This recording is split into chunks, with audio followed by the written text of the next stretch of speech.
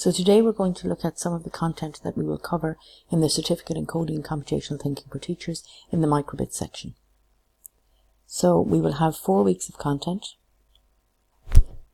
So in week 1 we look at an introduction to the microbit. So we'll look at how can we code just very basic things for the microbit. We'll look at a few starter projects, and we'll also look at variables, and we'll look at what variables are and how we can use them within our projects.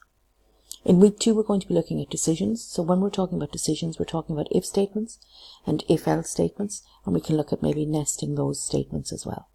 We'll also be looking at arrays, which is a way of storing a certain type of data, and we'll see what they are, how we can code them, and how we can use them within projects. And finally in week 2 we'll look at some of the text blocks. We'll look at how we can use them and what they do. In week 3 we're going to have a look at some loops. So when we're talking about loops, we're talking about repeating code, and we can see what are the mechanisms for repeating code within MakeCode, and then also what types of projects might be suitable for use with loops. We will also look at the LED blocks, and that's a way of turning on the various different LEDs in the microbit. And then finally in week 4 we're going to look at additional inputs. So we'll be looking at things like the temperature sensor, a light level sensor. We'll be looking at the accelerometer, and we'll also look at the games block. So we'll look at how can we use the games blocks within MakeCode to actually code some games on the microbit. So let's get started with the microbit. So what is the microbit? Well, it is an electronic board which has a number of different components on it. So as you can see here, it has a front and a back, and you've got an edge connector for accessories down the bottom. So we'll have a look at what that is later on. You have 25 LED lights. So you have a 5x5 grid of LED lights which we can turn on or off, and that allows us to display numbers, to display characters, to display various different things. We have 2 buttons. We've got an A button and a B button, as you can see here. And we have if you press the 2 of them together, you can also code the A plus B button together. You'll see up at the top you've got a USB connector, and you can see that a little bit better when you flip over the microbit. So on the back you've got a reset button, so that just allows you to reset the little board. You've got a battery socket, so you can either connect via USB to give it power, or you can connect a little battery socket which allows you to have it as a mobile device. You have radio and Bluetooth antenna, you've got a processor, you've got a compass, and you've got an accelerometer. So there's quite a lot you can do with the microbit. So to get started coding for the microbit, we're going to go to makecode.com, and once you do that you can choose code under microbit, and then we can use a blocks editor. So for those of you who are comfortable with maybe coding Scratch or something like that, this will be quite familiar to you. There might be some different blocks in there, but it's a familiar kind of an environment. You can also switch between the blocks editor and the JavaScript code. So that just allows you to see on the one side the blocks editor, and then you can just press a button, and that allows you to go to the JavaScript code. So you can code in the blocks and then go to JavaScript code, or vice versa, and that will allow your students to actually see how you can go between the two. So once we get into the environment, we will have a scripts area. We'll have a number of code blocks. So we'll have blocks under basic, under input, under logic, under loops, and there's lots and lots of different ones in there. We also have an emulator, and that allows us to test code without actually having a microbit.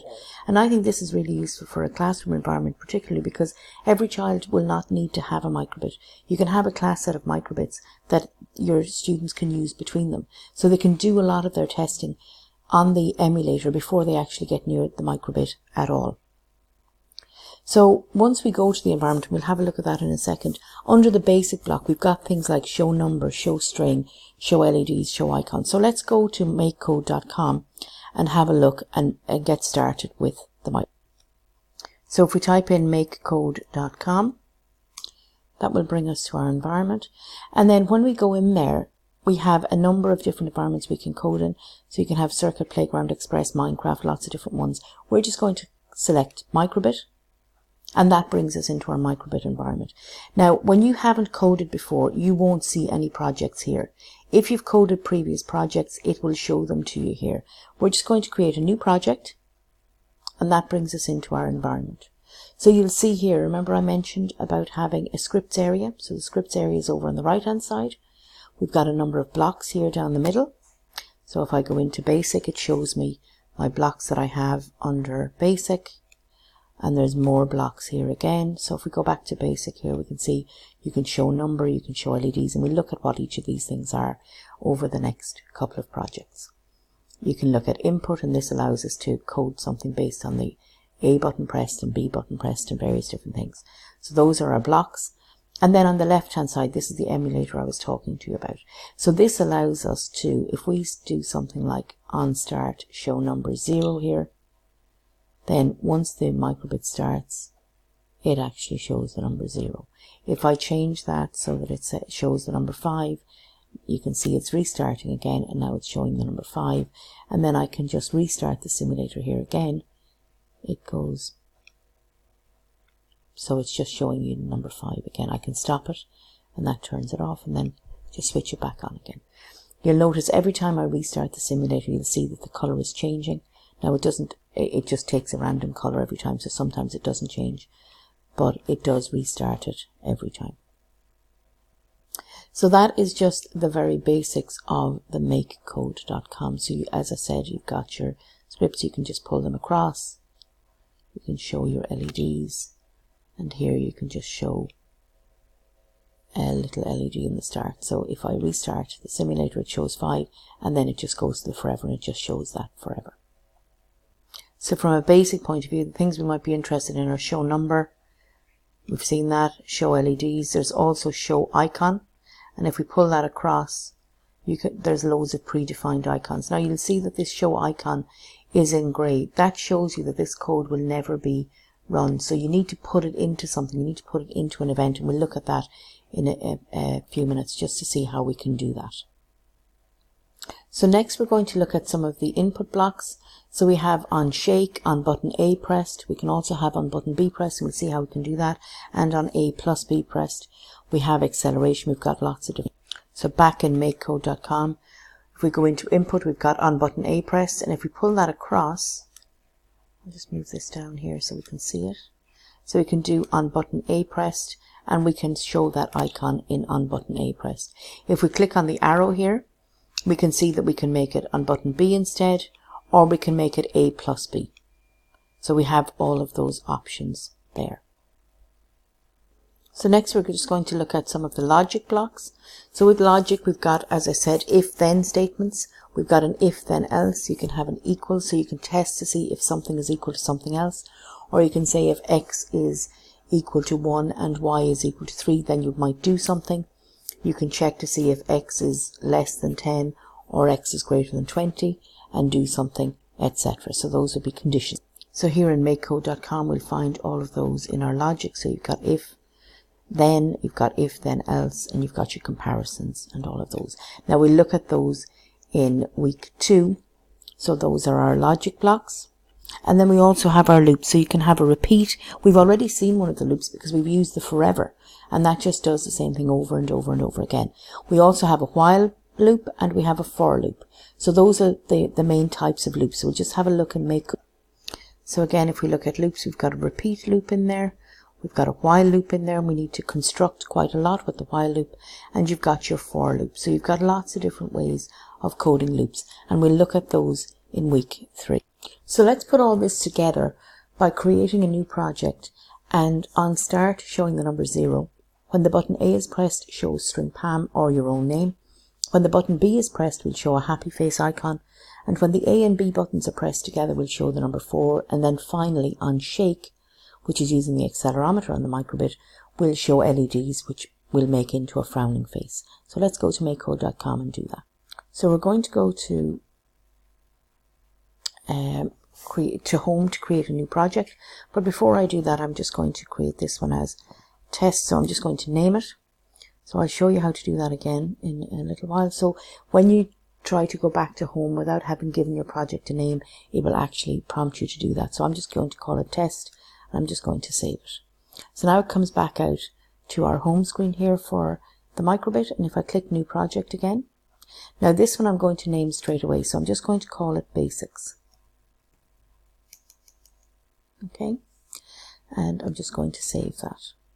And you'll notice when you do that, it's going to download a hex file, and we'll look in the next screencast, we'll look at what we do with that hex file. So we're going to copy that onto our microbit, but for the purposes of this screencast, I'm just going to look at the basics without downloading. So what we had said we would do is on start, we want to show the number 0. Now you'll notice every time we create a new project, it will have the on start and the forever. In this case, I'm not going to use the forever, so I can just pick it up and drop it into the middle, and you'll see you get a little bin, and that just allows me to get rid of that. So on start, I want to show the number 0. So when I do that, again, once the simulator starts again, it just shows me my number 0. So that's the first bit. So I'm going to test as I go. So I'm going to do some incremental testing. Now the next one is on button A pressed, we want to show the string Pam. So I'm going to go to input to find button A. So I'm just going to pull that across. I'm going to go back to basic to show string. And I'm going to change hello to Pam. So now it is restarting again. So every time we change it, it's going to restart the simulator. So on start showing the number 0, so that's working. If I click the A button now, you'll see it prints out Pam. Notice that it just prints one character at a time. So it can only print one character because it has got just 25 LEDs. So that's the on button A pressed. I'm going to go for on button B pressed. So I'm just going to pull across on button A pressed again. Now you'll notice again, once I pull it across, because it's already an on button A pressed, it's going to grey this one out. If I then select on button B, then it will show this. So if you see any greyed out code, it won't run it. So in the case of microbit, you can't have loads of blocks that have on button A pressed. You can only have one. Now there are some exceptions to that, forever being one of them, but for the purpose of this, you can only have one on button A pressed. On button B pressed, we're going to show the happy face icon, so I'm going to go back to basic, and I'm going to pull across show icon, and I'm going to click on the arrow beside the heart, and I'm going to just find a happy face. So when I click now, again on start, it shows the number 0, my A still shows Pam, my B will show a happy face. So that's my first 3.